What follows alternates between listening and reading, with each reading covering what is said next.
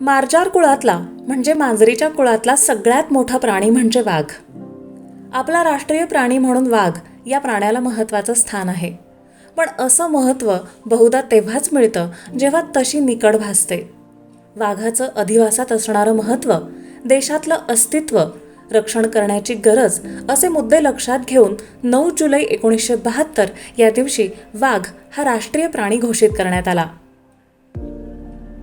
भारतात बहुतेक भागांमध्ये वाघ आढळतात. शुष्क वाळवंटी भाग सोडला तर उत्तरेकडचा काही भाग, ईशान्य भारत, मध्य प्रदेश, महाराष्ट्र अशा अनेक ठिकाणी वाघांचा वावर आढळतो. विशेष म्हणजे अधिकृत व्याघ्र गणनेनुसार महाराष्ट्रात वाघांची संख्या दिवसेंदिवस वाढते आहे. 2014च्या व्याघ्र गणनेत महाराष्ट्रात 190 वाघ होते, तर 2018च्या गणनेनुसार 312 वाघ आहेत. राज्यातल्या 6 व्याघ्र प्रकल्पांमध्ये 188 आणि संरक्षित क्षेत्राच्या बाहेर 107 वाघ असल्याची नोंद आहे. ताडोबा, अंधारी, बोर, मेळघाट, पेंच, नवेगाव, नागझिरा आणि सह्याद्री या 6 व्याघ्र प्रकल्पांमध्ये स्थानिकांच्या मदतीनं वाघांचं संरक्षण व्हावं, संवर्धन व्हावं यासाठी वन विभागाकडून प्रयत्न केले जातात.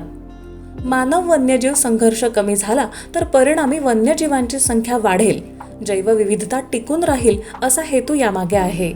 सेव्ह टायगर म्हणजे वाघ वाचवा अशी विशेष योजना आहे.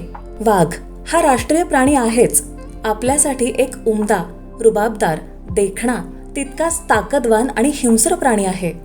त्वेषानं बोलताना वाघासारखं निर्भय असण्याची, सामर्थ्य दाखवण्याची प्रेरणाही आहे.